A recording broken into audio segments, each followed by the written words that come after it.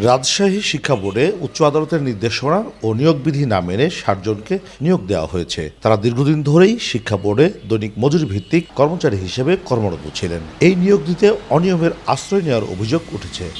নিয়োগ বিজ্ঞপ্তি দিতে হবে পত্রিকার মাধ্যমে, তারপরে তারা আবেদন করবে, তারপরে তাদের সিলেকশন পরীক্ষা হবে, পরীক্ষার পরে তারা যারা উত্তীর্ণ হবে তাদের বিষয়টা সিলেকশন কমিটি অনুমোদন করবে, দেন তাদেরকে চাকরির পরবর্তী ধাপ প্রশাসনিক ভাবে শুরু হবে। এখানে সেই নিয়মটা সঠিকভাবে পালন হয়েছে বলে আমি মনে করি না।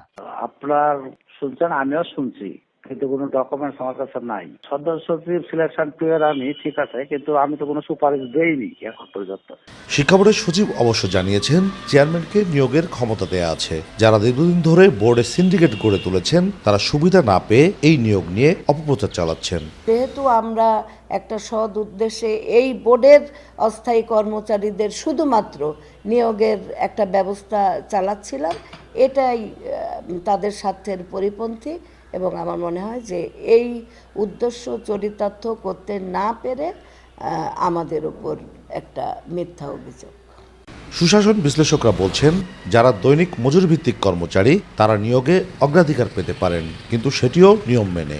আমার কাছে মনে হয় এটা চূড়ান্ত মাত্রার অনিয়ম। কারণ আপনি যাকে নিয়োগ দেন না কেন, যেখানে রাষ্ট্রের আর্থিক সংশ্লিষ্টতা আছে সেখানে অবশ্যই রাষ্ট্রের যে চাকরি বিধি রয়েছে এবং তার আলোকে যে সংশ্লিষ্ট শিক্ষা বোর্ডের তো একটা চাকরি বিধি আছে, সেটাকে ওভারটেক করে আপনি নিজের মতো করে আপনি নিয়োগ দেবেন, এটা কোনোভাবেই গ্রহণযোগ্য না।